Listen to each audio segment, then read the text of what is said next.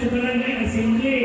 So usa ako kwaon ang oportunidad sa pagpahibaw diya kaninyo kaya naamang itatalan karon na ang barangay, ang konsiyo sa barangay, hugtanon ang suporta sa atong mga national mabalaod o local mabalaod.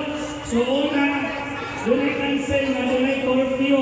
So ang bata ninyo, mga apo, mga bata, kanisiutso, ang edad, paubos, kinahanglan, nagana sa ito tagsa ka panimalay.